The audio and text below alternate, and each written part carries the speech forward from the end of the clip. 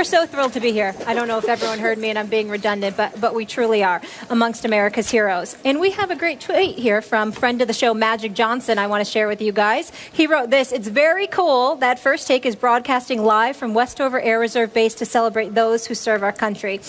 And yes, it is. And we didn't get a shot at the top of the show to say that we want to thank all of you servicemen and servicewomen, not only here but around the world, for all that you have done and will do for the greatest country in the world. We appreciate that. Thank you. There's always something for me to add, but I can't say it any better than that. This is the first time for everything for Skip Bayless. He was perfect. Thank you. Thank you so much for having us and all the hospitality. You ready to work, guys? Let's do it. How about those Colts? That offense getting back on track. And new offensive coordinator Rob Chudzinski's first game as offensive coordinator, taking down Peyton in the house that he built 27-24. Stephen A., what did luck prove against number 18, Peyton Manning? This saddens me to say this. He proved that he needed a new offensive coordinator. Ooh, that's a rough statement. I feel bad because I like Pep Hamilton a lot, who was unceremoniously relieved of his duties last week. But when you look at the fact that Andrew Luck was third worst in terms of completion percentage coming into the game against the blitz, and then last night he was 16-26 for 190 yards and 2 touchdowns against the blitz. When you see the quickness with which he was able to get rid of the football yesterday, when he wasn't standing in a pocket like a sacrificial lamb forced to try and make plays, when he wasn't being asked to do so much and he was able to get rid of the ball so quickly, you literally found yourself saying 2 things. There's some exceptional play calling going on here, at least in the first half. And number 2, and more importantly, how the hell was this not happening all of this time leading up to these games? It seems to be a relatively simple thing when you consider the fact that coming into this season, Andrew Luck had been sacked 100 times over his career in the first 3 years, that he had been touched a little about 71 additional times. That's 171 times minimum he was hit coming into this season. And yet still you had him back there holding the football for 4, 5, 6 seconds at a time, and you had this guy Chudzinski getting rid of the ball in 2 to 3 seconds. I hate to say it, but that's coaching. That's coaching. And so who's responsible for coaching on the offensive side of the ball? Now, I don't want to just put it on Pep Hamilton. I got to put it to some degree on Pagano, because Pagano is the head coach, even though he always wanted Chudzinski. He was the head coach who had the power to usurp the authority of Pep Hamilton, and you sat back and allowed all of that to happen over the last year or two. Now, in defense of Pep Hamilton, let's be clear. They went to the divisional playoff game the last 2 years and then the AFC championship game last year. So it's not like the man didn't know what he was doing, and it's not like he hasn't done something right. I'm just answering the direct question as to what entered my mind yesterday as I watched this team against this defense for the Denver Broncos. I couldn't believe how quickly Andrew Luck got rid of the football. I couldn't believe he didn't throw 1 interception. I couldn't believe he was just sacked once. And then I looked and I went back and I watched how quickly he was getting rid of the ball, and I saw the play calling. Certainly they were assisted by the complete absence of a running game on the part of Denver, who went away from everything that worked for them, especially against the 28th ranked defense against the rush. Why would you start running the damn football? Makes no sense whatsoever. But in the end, that was a culprit, but the other culprit was that the play calling was definitely flagrantly different and exceptionally better than what we had seen from the Colts the previous 7 to 8 games. Man, I cannot blame Pep Hamilton for what happened yesterday. Okay.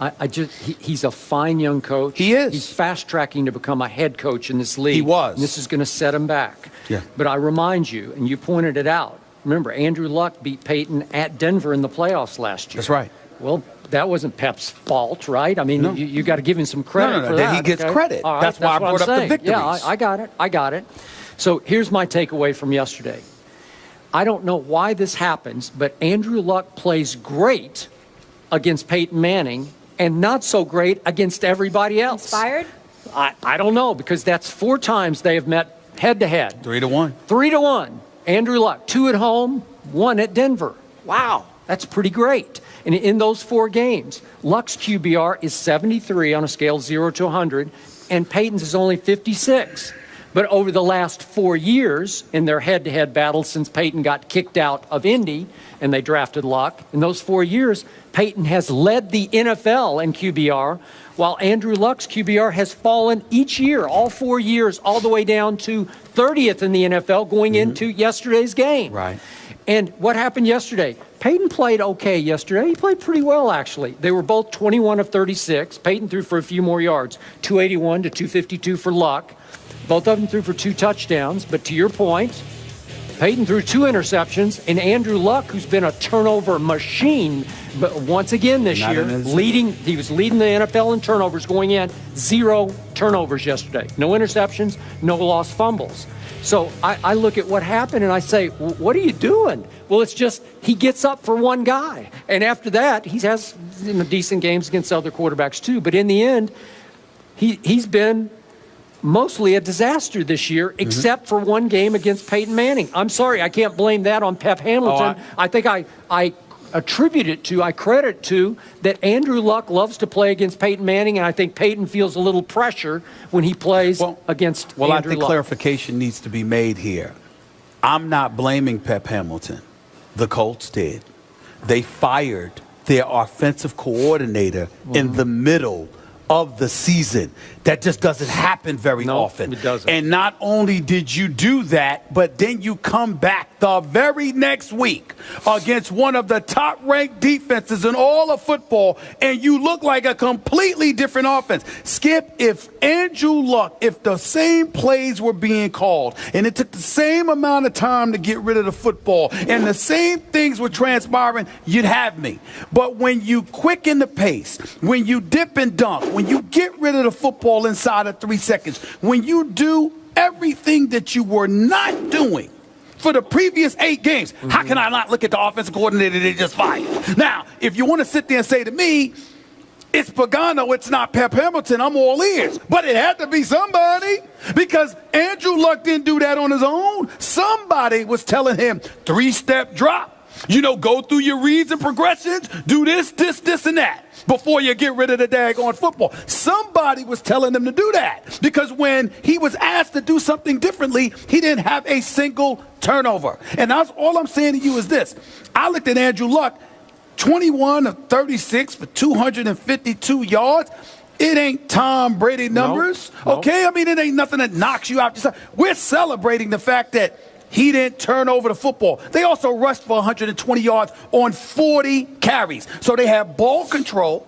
They were giving it. They were grinding it down, okay? And then Andrew Luck was relatively conservative in his approach. That's what happened, and that's what they did. To build his confidence, to cut down on the turnovers, that appeared to have worked. It is something that seems simple enough for Pep Hamilton to have exercised. Maybe it's not his fault, Skip. Maybe it's Pagano. And I have a problem. Me personally, I have a problem with Pep Hamilton being let go in the middle of the season, because talk about aspirations for becoming the head coach. If something could do irreparable harm to your reputation, it's getting fired in the middle of the season. If you let him go at the end of the season, well, we decided to move in a different direction. I decided to move on our merry way. We agreed to the parting of the ways. No, you leave 8 games into the season, your behind was fired. Okay? And that implies that it is your fault. Now, that's not me. That's Pagano and the Colts. And somebody may perhaps need to explain that other than myself. But based on what I was doing yesterday, to answer your question, when I saw what I saw, I said, damn, it looks like they made the right move. Okay. How about instead of blaming Pep Hamilton, we blame a Denver defense for just not showing up? They had a big win against the bad man that is Aaron Rodgers, or used to be Aaron Rodgers, in Denver. And I don't think they took Andrew Luck and company very seriously yesterday. That's fair. They just looked deadheaded. They looked out of it from the start, like a step slow, like they were going to mail this one in, and boy, they got nailed is what happened. Yeah. And it degenerated into such frustration that Aqib Talib at the end of of the game is gouging an opponent in the eye and then getting tossed out of the game for berating a referee. It degenerated into that. Aqib Talib should be ashamed of himself because he's a veteran, he's a big-time baller, and to have Peyton Manning standing on the sideline with under 2 minutes left, knowing that he's aching to get back on the field and win this game, and you nullify that with a stupid, idiotic, brain-lock penalty by poking somebody in the eye, he should be ashamed of himself. Having said all of that, Indianapolis did jump out to a 17-0 lead. A special teams return to end the first half, ultimately changed the momentum. And then after that, the score was tied, not just once but twice. So I'm looking at it from the perspective that regardless of what Denver did, they were still in this position to win, and something the Indianapolis Colts did prevented that from happening, at least contributed to it. So all I'm saying is, you're right. You can look at it that way. I look at it from this perspective that they made a change at the offensive coordinator's position. It was flagrant that they did so. And then they went out and they played one of the best teams in football and they beat them. That is not, fair or not, that does not look good for Pep Hamilton. Go ahead. Can I caution one thing, though? Because I did this after Dan Campbell's first game with Miami, and I was like, oh, they look great. Ryan Tannehill looks great. So this time I'm like, okay, pump the brakes. Let's see what happens. If they can keep it up. With all due respect, Molly, Skip, I don't have to pump the brakes. And the reason I don't have to pump the brakes is because the direct question was, what were your thoughts when you watched last night? I have to pump the brakes. That's what I was saying, because I was where you Molly were. can pump her. I have to pump the brakes. I'm talking about, I pump the gas, too. Remember this, y'all. We can pump the brakes all we want to. Pep Hamilton is without a job. So guess what? He doesn't get to sit there and say, see you in a week or two. No, and come back. He's without a job. So we got to look at the Indianapolis Colts and say to ourselves, do you realize that Chudzinski, all he has to do is make sure that Andrew Luck ain't turning the ball over? That's it. Okay. Because he won't get blamed for let's anything. see how they do against the rest of their schedule. But when you keep playing Houston and Jacksonville, right, it's not that hard. That's right. So Andrew Luck should win the division by default. That's right. 4-5, and they're first in the AFC South. Yeah. All right, coming up from Chicopee, Mass. here at Westover Air Reserve Base. First Take is here. We're so thrilled. We have some serious news to get into. New development in the Greg Hardy situation. We have pictures of the victim, Nicole Holder, were released from the domestic violence incident. We'll react to that when we come back.